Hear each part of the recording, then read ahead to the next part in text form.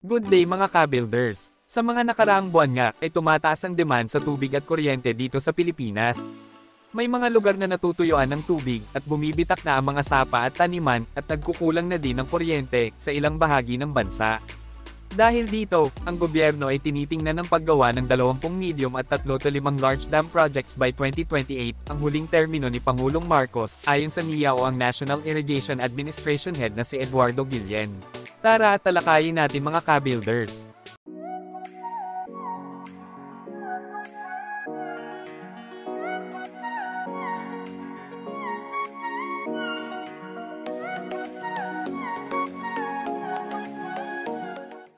Sinabi ni Guillen na sabi ni Marcos sa NIA na mas gusto niya ang konstruksyon ng mataas at multi-purpose na dam sa Pilipinas.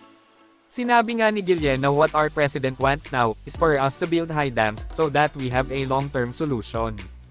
Because he said when you have a high dam, you have irrigation, you have flood control, you have power generation, domestic water, and there is aquaculture. Ang NIA ay tina-target na gumawa ng mga dam tulad ng Tumawini Dam sa Isabela, pati mga dam project sa Ilocos Norte at Ilocos Sur. Sa Visayas, ang NIA ay ginagawa ang Jalor Dam at iba pang mga proyekto sa Panay River Basin na dagdag sa mga maliit o may kalakihang dams. Ang high dams o ang mga dam na may taas na 100 metro ay maaari ding magamit sa turismo, ayon kay Guillen.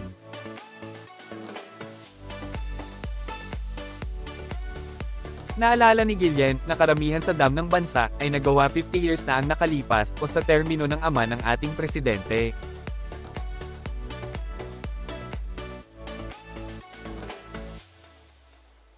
Si Pangulong Marcos ay umaasa sa 4 na malaking dams na matapos sa taong 2028 ang kanyang huling taon ng administrasyon. Ang 8.6 billion peso Tumawini River Multipurpose Project sa Isabela.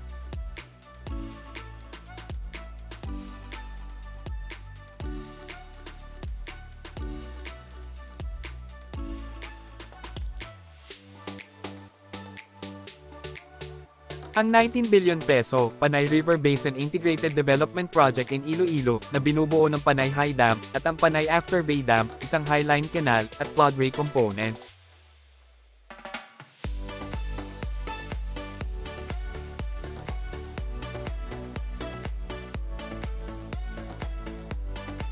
Pangatlo ay ang 22.7 billion peso Ilocos Norte Ilocos Sur Abra Irrigation Project 2.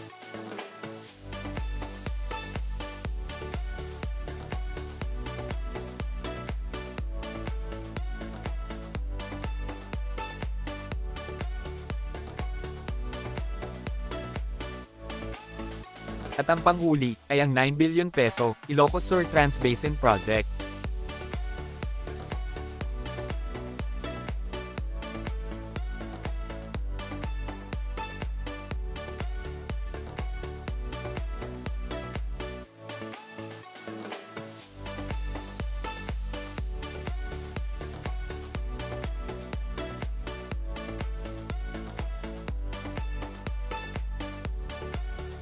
Ano sa tingin nyo mga ka-builders? Comment down sa ibaba at huwag kalimutang mag-like, share, at subscribe para sa marami pang videos na may upload namin.